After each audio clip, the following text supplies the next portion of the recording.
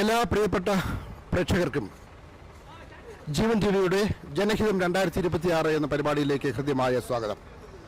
നമുക്കറിയാമല്ലോ, 16ാമത് നിയമസഭാ തെരഞ്ഞെടുപ്പിൻ്റെ കൊട്ടിക്കലാശം നടക്കുന്ന ദിവസമാണ് ഇന്ന് വൈകുന്നേരത്തോടുകൂടി 23 ദിവസത്തെ പ്രചരണങ്ങൾ അവസാനിച്ച് ഇന്ന് കൊട്ടിക്കലാശത്തിലേക്ക് കടക്കുകയാണ്. വൈകുന്നേരം 6 മണിയോടുകൂടി തന്നെ എല്ലാ പരസ്യ പ്രചാരണവും അവസാനിക്കുന്ന ഒരു സാഹചര്യമാണ് ഇന്ന് കേരളത്തിലുള്ളത്. നമുക്കറിയാം, ഇത്തവണ കൊടും ചൂടിനെ അവഗണിച്ചുകൊണ്ടാണ് സ്ഥാനാർത്ഥികളും അതുപോലെ തന്നെ മുന്നണി പ്രവർത്തകരും ജനങ്ങളെ കാണാൻ തെരുവിലേക്ക് ഇറങ്ങിയത്.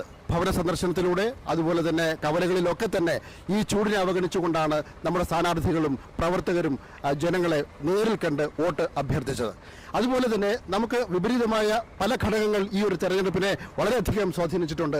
അതിൽ പ്രധാനമായി പറയുന്നത് ഈ യുദ്ധമാണ്. നമുക്കറിയാമല്ലോ, ഇസ്രയേൽ അമേരിക്ക ഒരു ശ്രേണിയിൽ നിന്നുകൊണ്ട് ഇറാനെ ആക്രമിക്കുന്ന ആ ഒരു യുദ്ധം വളരെയധികം കെടുതികളാണ് നമ്മൾ കേരളം അടക്കമുള്ള ജനതയ്ക്ക് ഇത്തവണ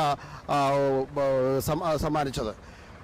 അതുപോലെ തന്നെ പ്രവാസികളെ ഏറെക്കുറെ അല്ലെങ്കിൽ പ്രവാസികളെ ഒന്നടങ്കം ബാധിക്കുന്ന തരത്തിൽ, മലയാളി പ്രവാസികളെ ബാധിക്കുന്ന തരത്തിൽ ഈ യുദ്ധം വഴിമാറി എന്നുള്ളതാണ്. അതുകൊണ്ട് പല പ്രവാസികൾക്കും ഇത്തവണ വോട്ട് രേഖപ്പെടുത്താനായിട്ട് അവർക്ക് വിദേശ രാജ്യങ്ങളിൽ നിന്നും കേരളത്തിലേക്ക് വരാൻ കഴിയാത്തൊരു സാഹചര്യമുണ്ട്.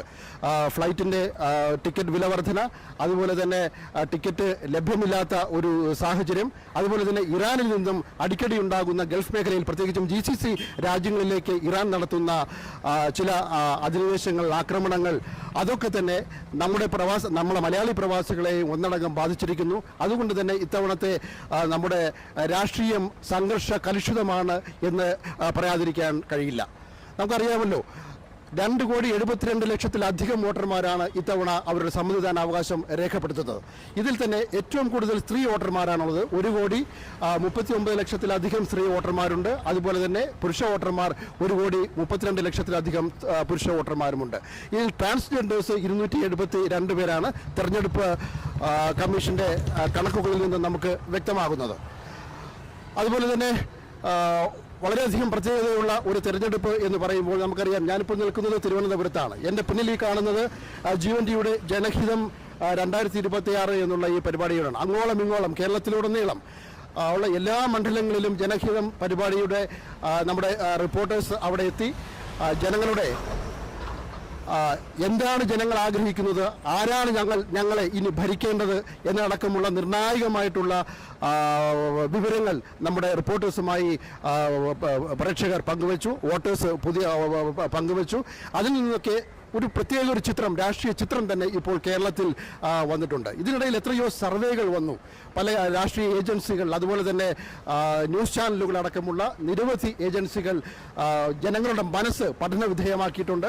ഇതിൽ നിന്നൊക്കെ ഏറെക്കുറെ UDF അധികാരത്തിൽ എത്തുമെന്ന് ചില പ്രവചനങ്ങൾ പറയുമ്പോൾ, മൂന്നാമതായി LDF സർക്കാർ തന്നെ അധികാരത്തിൽ എത്തും എന്നുള്ള ചില പ്രതീക്ഷകളാണ് ചില വോട്ടർമാർ പങ്കുവച്ചത്. അത് എന്തുമായിക്കൊള്ളട്ടെ, എന്തായാലും നല്ലൊരു സുസ്ഥിരമായ ഒരു ഭരണം ജനങ്ങൾ ആഗ്രഹിക്കുന്നു എന്നുള്ളതാണ്. അതുപോലെ തന്നെ ഇവിടെ ഭരണവിരുദ്ധ വികാരം നിലനിൽക്കുന്നു എന്ന് ഒരു കൂട്ടം വാദിക്കുമ്പോൾ തന്നെ UDF അധികാരം എത്തിക്കഴിഞ്ഞാൽ അത് ജനങ്ങളുടെ ഹിതത്തിനൊത്ത് അവർക്ക് ഭരിക്കാൻ കഴിയില്ല എന്നുള്ള ആക്ഷേപം, അതുപോലെ തന്നെ അവിടെ കോൺഗ്രസിലുണ്ടായിരിക്കുന്ന ചില പടലപ്പിണക്കങ്ങൾ, അതൊക്കെ തന്നെ വളരെ സജീവമായ ചർച്ചയ്ക്ക് വിധേയമാക്കുമെന്നടക്കമുള്ള ചില ആരോപണങ്ങൾ, പ്രത്യാരോപണങ്ങൾ, വാഗ്വാദങ്ങളൊക്കെ തന്നെ മുന്നേറിക്കൊണ്ടിരുന്ന 23 ദിവസങ്ങൾക്കാണ് ഇന്ന് പരിസമാപ്തി കുറിക്കാൻ പോകുന്നത്. ഇന്ന് വൈകുന്നേരം 6 മണി കഴിഞ്ഞാൽ പരസ്യപ്രചാരണം പാടില്ല എന്ന് വളരെ കർശനമായ നിലപാട് തെരഞ്ഞെടുപ്പ് കമ്മീഷൻ വ്യക്തമാക്കിയിട്ടുണ്ട്. യാതൊരു കാരണവശാലും മാധ്യമങ്ങളിലൂടെയോ അതുപോലെ തന്നെ സോഷ്യൽ മീഡിയയിലോ ഒരു കാരണവശാലും പരസ്യപ്രചാരണം അനുവദിക്കില്ല എന്ന് പറയുന്നു. ഏതെങ്കിലും തരത്തിൽ അത്തരത്തിലൊരു ലംഘനം ഉണ്ടായാൽ അവർക്കെതിരെ ശക്തമായ നടപടി തന്നെ ഉണ്ടാകുമെന്നുള്ള ഒരു മുന്നറിയിപ്പ് തെരഞ്ഞെടുപ്പ് കമ്മീഷൻ നൽകിയിട്ടുണ്ട്. മാത്രമല്ല, ഏതെങ്കിലും മണ്ഡലത്തിൽ, നമുക്കറിയാമല്ലോ, അങ്ങോളം ഇങ്ങോളമുള്ള കേരളത്തിലെ പ്രവർത്തകർ ഓരോ മണ്ഡലത്തിലും എത്തി ഇപ്പോൾ പ്രവർത്തനം നടത്തുന്നുണ്ട്. ഈ 6 മണി കഴിഞ്ഞാൽ അത്തരത്തിലുള്ള പ്രവർത്തനം നടത്തിയിട്ടുള്ള പ്രവർത്തകർ ആ മണ്ഡലം വിട്ടുപോകണം എന്നുള്ളൊരു നിർദ്ദേശം കൂടി നൽകുന്നുണ്ട്. അതുപോലെ തന്നെ മദ്യനിരോധനം ഭരണവും ഇതിൽ ചർച്ച ചെയ്യപ്പെടേണ്ട ഒരു കാര്യമാണ്. കാരണം നമുക്കറിയാമല്ലോ, തൊട്ട് മുമ്പാണ് സംസ്ഥാന സർക്കാർ, അതായത് നിലവിലെ LDF സർക്കാർ മദ്യവുമായി ബന്ധപ്പെട്ടുള്ള ചില വാർത്തകളിൽ നിറഞ്ഞു നിന്നത്.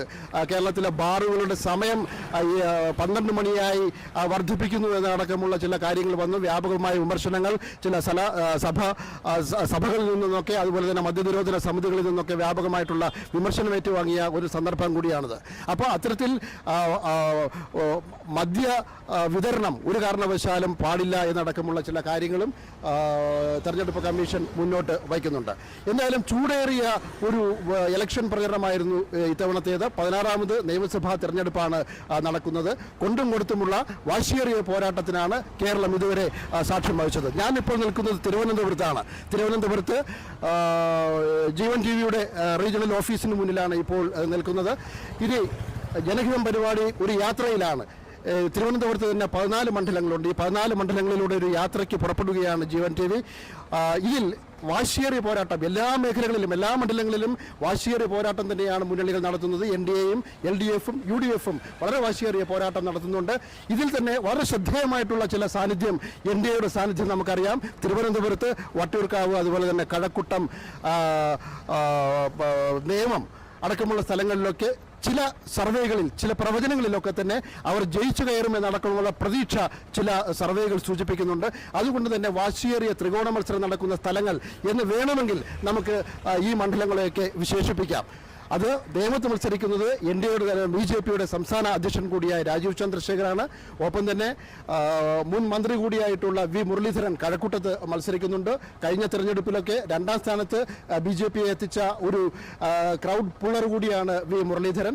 ഒപ്പം തന്നെ നിലവിലെ ശാസ്തമംഗലം കൗൺസിലർ കൂടിയായിട്ടുള്ള R ശ്രീലേഖ, ഒരു പോലീസ് ഉദ്യോഗസ്ഥ കൂടിയായിരുന്നു. നമുക്കറിയാം, കേരളത്തിലെ ആദ്യത്തെ DGP റാങ്കിലുള്ള ഒരു വനിതയാണ്.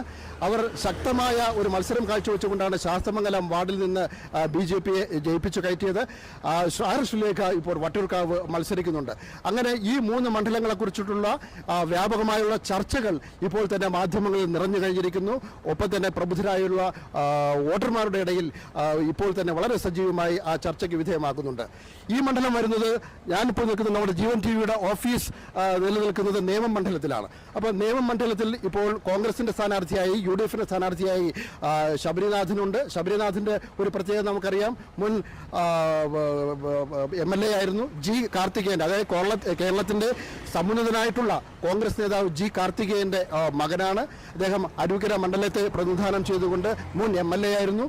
നിലവിൽ തിരുവനന്തപുരത്തെ കൗടിയാർ വാർഡിൽ നിന്ന് തിരുവനന്തപുരം കോർപ്പറേഷനിൽ തിരഞ്ഞെടുക്കപ്പെട്ട ഒരു ജനപ്രതിനിധി കൂടിയാണ്. ആ ശബരിനാഥനെയാണ് ഇത്തവണ നേമത്തായി പരീക്ഷിക്കുന്നത്. അവിടെ ശക്തമായ ഒരു സാന്നിധ്യമായി ഇത്തവണ നമുക്ക് മാറുന്നത് നേമത്ത് മാറുന്നത് NDA സ്ഥാനാർത്ഥി രാജീവ് ചന്ദ്രശേഖറാണ്. രാജീവ് ചന്ദ്രശേഖർ BJP കാൻഡിഡേറ്റായിട്ട് വരുമ്പോൾ ഏറ്റവും മുന്നിൽ കേരളത്തിൽ ആദ്യമായ ഒരു സ്ഥാനാർത്ഥി പ്രഖ്യാപനം നടത്തിയിരിക്കുന്നത് രാജീവ് ചന്ദ്രശേഖറാണ്. ഞാൻ നേമത്ത് മത്സരിക്കുമെന്ന് നെഞ്ചിൽ കൈവച്ചുകൊണ്ട് തൻ്റെ ഇടത്തോട് കേരളത്തോട് വിളിച്ചു പറഞ്ഞ ഒരു സ്ഥാനാർത്ഥി പ്രഖ്യാപനം കൂടിയായിരുന്നു രാജീവ് ചന്ദ്രശേഖർ നടത്തിയത്. തുടക്കത്തിൽ തന്നെ ചുവരെഴുത്തും അതുപോലെ തന്നെ ബാനർ ഒട്ടിക്കലും എല്ലാം തന്നെ വളരെ വേഗത്തിൽ BJP പൂർത്തിയാക്കിയ ഒരു മണ്ഡലം കൂടിയാണ് നേമം. മാത്രമല്ല, കഴിഞ്ഞ ലോക്സഭാ തെരഞ്ഞെടുപ്പ് നമ്മൾ പരിശോധിക്കുമ്പോൾ രാജീവ് ചന്ദ്രശേഖറും അതുപോലെ തന്നെ ശശി തരൂരുമായിരുന്നു പ്രധാനപ്പെട്ട മത്സരഗോതയിൽ ഉണ്ടായിരുന്നവർ. ആ തെരഞ്ഞെടുപ്പിൽ നേമത്ത് 1ാം സ്ഥാനത്ത്, അതായത് നേമം മണ്ഡലത്തിൽ ലോക്സഭാ തെരഞ്ഞെടുപ്പിൽ നേമം മണ്ഡലത്തിൽ 1ാം സ്ഥാനത്തെത്താൻ രാജീവ് ചന്ദ്രശേഖറിന് കഴിഞ്ഞു എന്നുള്ളതിൻ്റെ ആത്മവിശ്വാസത്തിലാണ് ഇത്തവണ നിയമസഭാ മണ്ഡലം പിടിച്ചെടുക്കാൻ രാജീവ് ചന്ദ്രശേഖരനെ പോലുള്ള ഒരു ബിസിനസ് മാഗ്നറ്റ്, അതുപോലെ തന്നെ മുൻ രാജ്യസഭാ അംഗം, അതുപോലെ തന്നെ മുൻ കേന്ദ്രമന്ത്രി ആയിട്ടുള്ള രാജീവ് ചന്ദ്രശേഖരനെ രംഗത്ത് ഇറക്കിയിരിക്കുന്നത്. ഒപ്പം തന്നെ അവിടെ മറ്റൊരു അസൂയാവഹമായ ഒരു പ്രവർത്തനം കാഴ്ചവെക്കാൻ ഇറങ്ങിയിരിക്കുന്നത് LDFിൻ്റെ CPMൻ്റെ സാരഥി, തൊഴിലാളി സംഘടനകളുടെയൊക്കെ നേതാവായിട്ടുള്ള V ശിവൻകുട്ടിയാണ്. V ശിവൻകുട്ടി വെറും ഒരു കുട്ടിയല്ലാതെ നമുക്കറിയാം. അദ്ദേഹം ഒരു മന്ത്രിയാണ്. മുൻകാലങ്ങളിലൊക്കെ വളരെ സജീവമായി തന്നെ കേരള രാഷ്ട്രീയത്തിൽ നിരവധി കോളിളക്കങ്ങൾ ഉണ്ടാക്കിയിട്ടുള്ള നമുക്കറിയാം. KM മാണി ബഡ്ജറ്റ് അവതരിക്കുന്ന സമയത്തൊക്കെ V ശിവൻകുട്ടിയെക്കുറിച്ചുള്ള ഒരുപാട് ആരോപണങ്ങളുണ്ട്. ആരോപണങ്ങൾ ഉദാഹരണങ്ങളല്ല നമ്മൾ കണ്ണുകൊണ്ട് കണ്ട കാഴ്ചകളൊക്കെ തന്നെയാണ് അവിടെ നിയമസഭയിൽ ഉണ്ടായിട്ടുള്ള കോലാഹലം കാര്യങ്ങളും ഒക്കെ തന്നെ. ഇപ്പോൾ അതിൻ്റെ കേസും നിയമ നടപടികളൊക്കെ നടക്കുന്നൊരു സമയം കൂടിയാണ്. എന്നാൽ അതിനെയൊക്കെ അവഗണിച്ചുകൊണ്ട് തന്നെ അദ്ദേഹം ഈ ഒരു കഴിഞ്ഞ രണ്ടാം പിണറായി വിജയൻ സർക്കാരിൽ വിദ്യാഭ്യാസ മന്ത്രിയായി അദ്ദേഹത്തെ കൊണ്ടുവന്നു. അതിനുശേഷം വളരെ ശക്തമായിട്ടുള്ള ഒരു പ്രവർത്തനം വി ശിവൻകുട്ടിയുടെ ഭാഗത്തു നിന്നും ഉണ്ടായി എന്നുള്ളതാണ്. സ്കൂളുകളൊക്കെ ഹൈടെക് ആക്കുന്നു, അതുപോലെ തന്നെ വിദ്യാഭ്യാസ മേഖലയിൽ നിരവധി പരിഷ്കാരങ്ങൾ കൊണ്ടുവരുന്നു അടക്കമുള്ള നിരവധി ഭരണ നേട്ടങ്ങൾ മുൻനിർത്തിക്കൊണ്ടാണ് വി ശിവൻകുട്ടി ഇത്തവണ മത്സരരംഗത്ത് വരുന്നു എന്നുള്ളതാണ്. അങ്ങനെ നിയമമണ്ഡലം വളരെ ശ്രദ്ധേയമായിട്ടുള്ള, മാത്രമല്ല ഇത് ദേശീയ പ്രാധാന്യം കൂടി വരുന്നു എന്നുള്ളത് വളരെ ശ്രദ്ധിക്കേണ്ട ഒരു കാര്യമാണ്. കാരണം രാജീവ് ചന്ദ്രശേഖരൻ്റെ ഒരു സാന്നിധ്യം ഏറെക്കുറെ തന്നെ ദേശീയ ശ്രദ്ധ പിടിച്ചു പറ്റുന്നു എന്നുള്ളതാണ് ഏറെ പ്രത്യേകതയുള്ള ഒരു കാര്യം. അങ്ങനെ ദേശീയ ശ്രദ്ധ കൂടി ആകർഷിക്കുന്ന തരത്തിൽ ബി.ജെ.പിയുടെ സംസ്ഥാന അധ്യക്ഷൻ മത്സരിക്കുന്ന നിയമമണ്ഡലത്തിൽ ഈ കുറി ആർക്കൊപ്പം നിൽക്കും എന്നതിനെക്കുറിച്ചുള്ള ഒരു ചോദ്യമാണ് ഇപ്പോൾ ഉയരുന്നത്. വി ശിവൻകുട്ടിയെ തുണയ്ക്കുമോ, അതുപോലെ രാജീവ് ചന്ദ്രശേഖരനെ തുണയ്ക്കുമോ, അതോ വളരെ ഒരു യുവതുർക്കിയായിട്ടുള്ള ചെറുപ്പക്കാരനായിട്ടുള്ള ശബരിനാഥിനെ തുണയ്ക്കുമോ എന്നുള്ളതാണ് ജനം ഉറ്റുനോക്കുന്നത്. എന്തായാലും അത് ജനങ്ങളുടെ കയ്യിലാണ്. ജനങ്ങളുടെ കയ്യിലിരിക്കുന്ന ഈ ഒരു വോട്ടിംഗ് മെഷീനിൽ ജനങ്ങളുടെ ഈ ഒരു വിരലാണ് ഇവരെയൊക്കെ ആരാണ് തിരഞ്ഞെടുക്കുന്നത് എന്ന് തീരുമാനിക്കുക. ഒപ്പം വളരെ ശക്തമായൊരു മത്സരം നടക്കുന്നതാണ് വട്ടിയൂർക്കാവ്. ഞാൻ നേരത്തെ സൂചിപ്പിച്ചുവല്ലോ, വട്ടിയൂർക്കാവിനെ സംബന്ധിച്ചുള്ള ഒരു നഗരഹൃദയമാണ്. നഗരഹൃദയം എന്ന് പറയുന്ന നഗരഹൃദയത്തിലെ ചുറ്റപ്പെട്ട് കിടക്കുന്ന ഒരു മണ്ഡലമാണ്. കഴക്കൂട്ടം, നെടുമങ്ങാട്, അതുപോലെ തന്നെ കാട്ടാക്കട, നേമം, ഈ 3 മണ്ഡലങ്ങളാൽ ചുറ്റപ്പെട്ട് കിടക്കുന്ന ഒരു മണ്ഡലമാണ് വട്ടിയൂർക്കാവ്. ഈ വട്ടിയൂർക്കാവിൽ നമുക്കറിയാം, വട്ടിയൂർക്കാവ് എന്ന് പറയുന്നത് 2011 വന്നിട്ടുള്ള ഒരു മണ്ഡലമാണ്. ഇതിനൊരു ചരിത്രമുണ്ട്. നമുക്കറിയാം, ആദ്യം അതായത് 57 ഇത് തിരുവനന്തപുരം 2 എന്നുള്ള പേരിലാണ് വട്ടിയൂർക്കാവ് മണ്ഡലം അറിയപ്പെട്ടിരുന്നതെങ്കിൽ അതിനുശേഷം തിരുവനന്തപുരം നോർത്ത് എന്നാണ് വട്ടിയൂർക്കാവ് മണ്ഡലത്തെ അറിയപ്പെട്ടിരുന്നത്. അതിനുശേഷം 2011 വട്ടിയൂർക്കാവ് എന്നുള്ള പേരിൽ ഇതൊരു പുനർനാമകരണം ചെയ്യുന്നത്.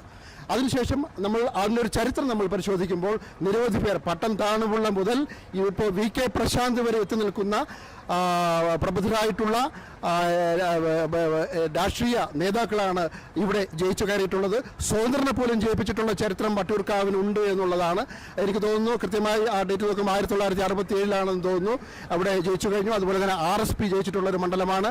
ഒപ്പം അതിനുശേഷം CPM-ഉം കോൺഗ്രസും തന്നെ ജയപരാജയങ്ങൾ അറിഞ്ഞുകൊണ്ട് തന്നെ ഇപ്പോൾ വി.കെ. പ്രശാന്തിലേക്ക് എത്തി നിൽക്കുകയാണ്.